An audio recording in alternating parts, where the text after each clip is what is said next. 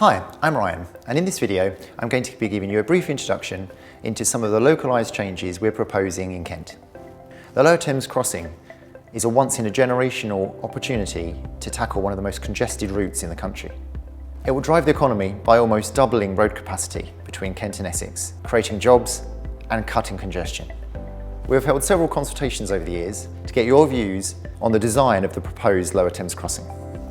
Feedback from stakeholder engagement and information from technical surveys has allowed us to refine our design to reduce the impact of the project on you and the local environment and maximise the benefits of this transformative project.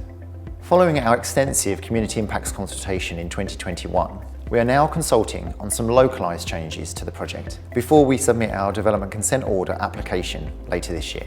Until 11:59 p.m. on the 20th of June 2022, you'll have the opportunity to view and comment on our latest proposals. Your feedback is vitally important, so please do have your say either online, email, by telephone or by post.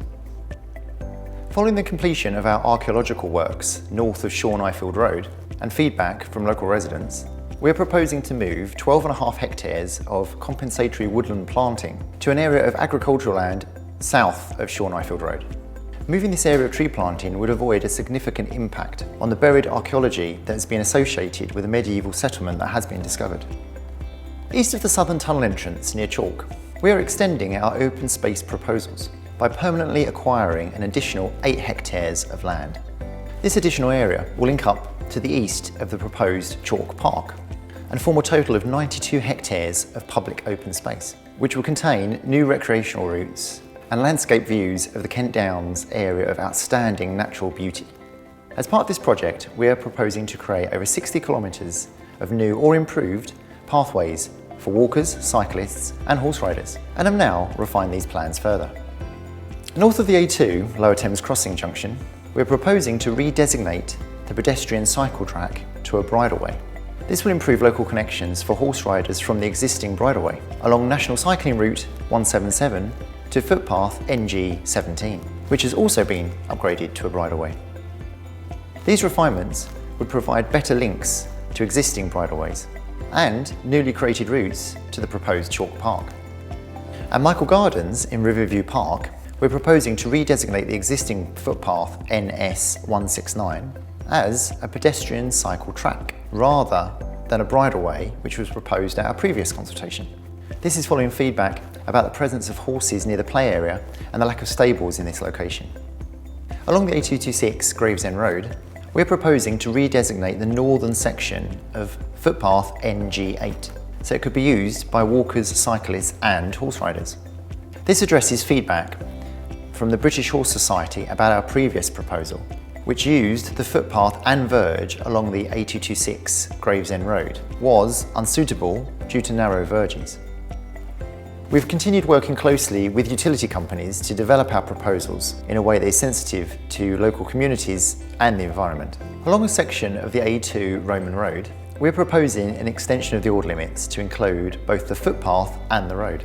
This allows enough room for electricity cables to be installed that will power the tunnels and also avoid the potential closure of National Cycling Route 177 and removal of the existing vegetation along the A2 corridor. At the request of Natural England, we've refined the way that we assess the impacts of nitrogen, which means we're now better able to understand the impact from vehicle emissions from traffic using the new road on sensitive designated habitats. We're now consulting on providing around an additional 270 hectares for new wildlife habitats that would compensate for potential environmental impacts on these habitats, which includes land around Shorn-Woods Country Park and along the M2 corridor at Bluebell Hill. If appropriate, we would consider making these sites publicly accessible in the future. As a result of all these changes, the land that we need to build and operate the crossing, known as the order limits, has increased from 22.2 square kilometres to 24.35 square kilometres. These are some of the local refinements we're proposing south of the River Thames. For more information and to see all of the changes that we're consulting on, please look through our dedicated consultation website, where you can download our full suite of consultation material and explore our interactive map. Consultation materials are also available to browse and collect at deposit locations both sides of the Thames. You can also request a physical copy of the consultation materials to be delivered directly to your door, free of charge. To request yours, please complete the form on our consultation website or give us a call on the number now on screen. If you have any questions, you can speak to a member of the team by requesting a telephone callback or attend one of our consultation events that will be happening in Kent, Thurrock, Havering and Essex.